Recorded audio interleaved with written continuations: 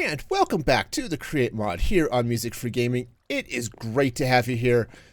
And I'm on top of my sugar factory because I am embarking on a quest to create redstone. The first part of that happened in the last episode with the blaze farm. And now I can automate blaze rod production. And more specifically, blaze powder. Today, I'm going to be working on the next step. And that next step is powered by this little guy. That's right. Nether wart. So, would nether wart be important? See, in Create Mod, you can generate redstone and a number of other things by injecting lava into potions in a mixer or in a basin. And almost all of those potions start with the humble awkward potion, which requires nether wart. So I am going to be putting together a nether wart farm today, and I thought the place to do it would be on top of the sugar factory where I already have a bunch of growing things happening. So let's get to it. I have all the soul sand down, and the plan is to actually run this all the way over here, all the way back to the glowstone. So the plan will then be to take harvesters and take the blocks, grab the harvester, and that's going to harvest up the stuff, right? All of the nether wart. Problem is, harvesters don't replant nether wart. So what I need to do is get some deployers, which will go up there. I don't know. I got to figure out the placement here a little bit. Deployers are weird, right? I think they actually are going to go like that. I'll double check it, but they'll go around there to plant the nether wart. And the idea is that it's going to run forward, harvest on this side, and then as it comes back, it's going to plant, which means actually what I might want to do is put it on this side. So I have to play with the design for this because right here, as it plants, it's not going to replant this last row. So cool. I guess I'll play with this design a little bit and just see what I can get. Here's proof again that I am still a little bit of a Create Mod noob. So it turns out it's not mechanical harvesters that I need, right? What I need is mechanical plows, right? So let's go ahead and spin this. There we go. Let this go. Right, now we bring it back. And you can see this row is cleaned off. That one broke just because that's where I kind of glitched and stopped. But the harvester collects the nether wart. So, all right. Well, I guess I have to go make a bunch of harvesters, or I have to make a bunch of plows instead of harvesters. Plows work, the harvesters don't. Let's get all of that in place. Now,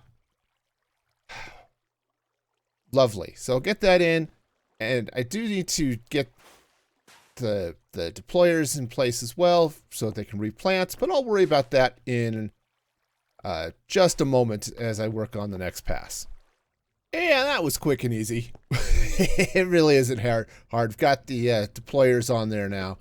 So if I crank this thing over, you can hear it carving up and then replanting, and then bring it back. And there's nothing to replant because it's already done so. And I've got whatever extra nether wart happened to grow in the time that I was testing. So sweet. So now I just get to expand this machine all the way across this field, and we should be good to go. Or at least good to start hooking it up to power and actually getting the automation in place, because I am not going to sit here and hand crank this all day. So the machine is now in place. I've got it spread all the way across. Already have some nether wart in here. Now, the plan, just like the sugar cane, is I'm going to wait and just run this thing once a day. So I've got the existing daylight sensor that the sugarcane farm is hooked up to, and I'm going to run it all the way over here. Now I've got it broken for a minute so I can do some testing. But the idea is signal comes in and the machine launches. And so it's just going to scoop up the nether wart, replant behind it. There we go, just like that. Now, I haven't had enough nether wart to finish the field yet. That's going to come soon. Now, it looks like, based off of annoyances, I am going to end up breaking this here. So what I might need to do, I've got iron blocks here at the bottom. I think I might want to replace those with glass. See, the problem is when it stops here, it becomes solid and then just breaks this last row. So I think what's going to just end up happening is that last row isn't going to have anything, which is fine. I mean, I can deal with that. I mean, I suppose it's not going to look as cool, but I could move these deployers forward one block and have them plant down into this area as well. But I think this just looks cooler, and I am going to go with the rule of cool. It's not quite as practical, but it looks cooler, and that's the important thing. So I've got the first round of storage, I think, settled. I haven't connected it to the machine yet. That's fine. But everything that's going to come out, all of the nether wart, will drop onto this belt, go through this smart chute, and I'm using a smart chute so it'll move full stacks. And then comes across the top. It goes all the way to the end. I'll talk about that in a minute. But it comes down here over this full-size storage vault, right through this smart chute. Again, I want to pull in full stacks. And then over here, this is going to spit it out in 16 because that's just how I have my timing set for my trains. So any nether wart that's going to come in, it's going to get spit out through the vault, sit here, wait for a train to come pick it up. That's cool. The rest of it will back up here into the vault.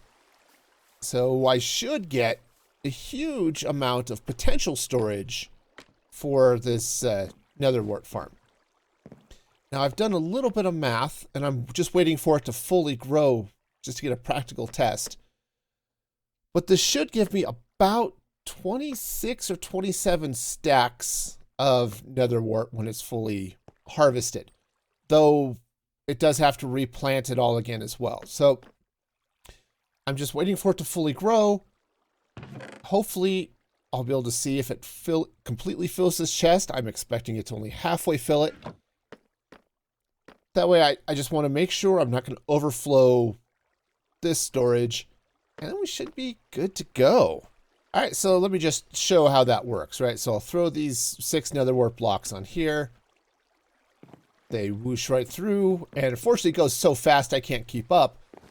But what should happen, right, and they're here now, it's stopped because this is currently set at 16. If I dial this back down to, oh, come on, dial that back down to all of them, there's my nether wart, right? And poosh, there's 6.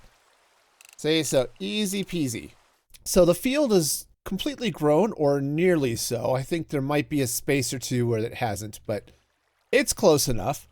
So what I'm going to do is I'm just going to run this, and I want to see how much nether wart I have in that chest, and just make sure I don't have anything really crazy, like I've completely flood the chest or anything like that, because that would be awkward. And here it comes back. Awesome. And, oh heck, that was even less than I thought. So, because of course it has to replant. So I'm getting 13-ish stacks. All right, well that's good. Now this is going to run every night, or every day, I suppose, which you can already see it's starting to grow up here. And I am getting a little bit of loss when it comes down here. The machine goes solid for a minute and breaks that row. And while it replants it, I do get a little bit floating out here, and then some of it does get pushed back. So that's a little bit annoying, but it's not, I don't think it's going to be too bad. It means I'm going to lose potentially 17 nether wart every run, but I think I think we'll be okay. So now that I've got nether wart collecting, it's time to do something with it. And what I want to do is set up a potion brewing stand, right? Because the whole point of getting the nether wart is to make awkward potion. So the first thing I did was build a giant freaking water tank. I've got some pumps up here, and this is connected to the power line that runs right under the bridge out towards my kelp farm and all that fun stuff. And now I am sucking in a lot of water. I mean, this filled up almost instantly, which is great because 3 pumps is probably overkill, but I am going to have plenty of water to feed into the next step, which is going to be the awkward potion brewing stand. And I'm going to get another giant tank of awkward potion. So here's the basic setup. I'm pumping water from this tank into these basins. And if I hop up here, you can see the water's flowing. Got some blaze burners lit under here. And then I've got some fluid tanks right here. Or these are drains, actually. And then they'll connect out to a tank like this. Then what happens is I'll take a couple of funnels and I can drop in some nether wart. And it pours out into these drains. You can see I've already got 1 bucket full of potion right in there. So yeah, so this will just pump right out here into a tank, and then I will have all the awkward potion I could want, limited only by my production of nether wart. So I think what I'm going to do, well, I've got to do a couple of things. One, I've got to expand this out because I think I want 5 or 6 mixers just to keep things flowing nicely. But I'm also going to have to rig up a system to keep these blaze burners cooking. Because right now they are, well, they're pretty chill right now. And so I'm going to have to rig up something similar to what I have over with the furnaces or the power plants, right? Where I take a deployer or a mechanical arm and feed lava buckets into these things. So got a little bit of setup I need to do, but this is basically how it's going to work. Now here is the finished brewing setup for the awkward potion. So I've got a vault here just to make distribution easy. Decided to go with 5 mixers. No particular reason why 5, but it does work out nicely with the vault. So those will all mix. They'll all pour into this drain here, or this series of drains, and get pumped into the tank here. And then on the other side, I've got my arm set up. It's going to feed and is feeding all of these blaze burners. And I'm pulling lava all the way over there from my infinite lava source. So this just pops up,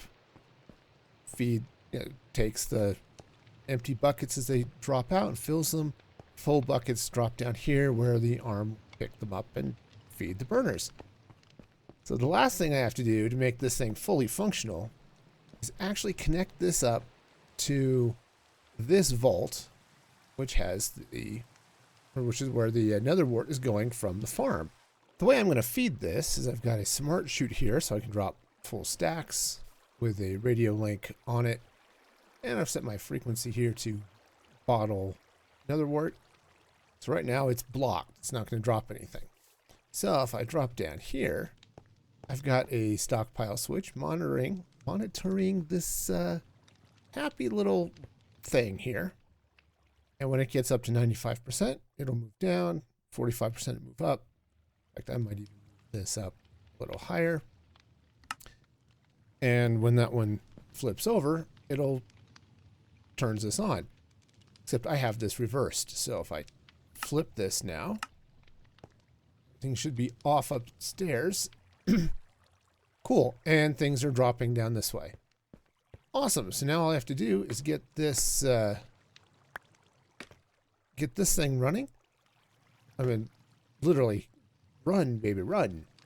Get this thing moving, and I should start getting all the awkward potions.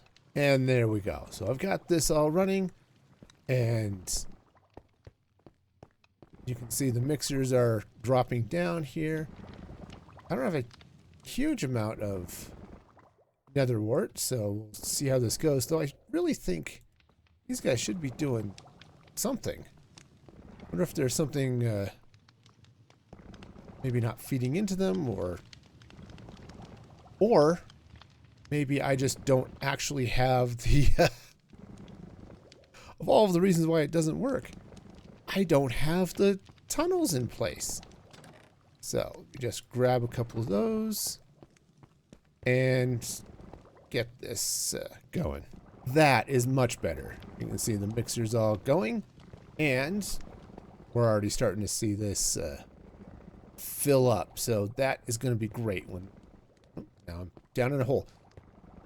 And again, when this fills up all the way to here at 95%, it'll stop asking for nether wart. So I think I've drained the thing up there dry. And be ready to start feeding this to every other potion making device I plan on building down here. And that is gonna do it for me today. I am excited. I've now got so much awkward potion. It doesn't do anything by itself, but it's one step closer to fully automated redstone production. And I am excited.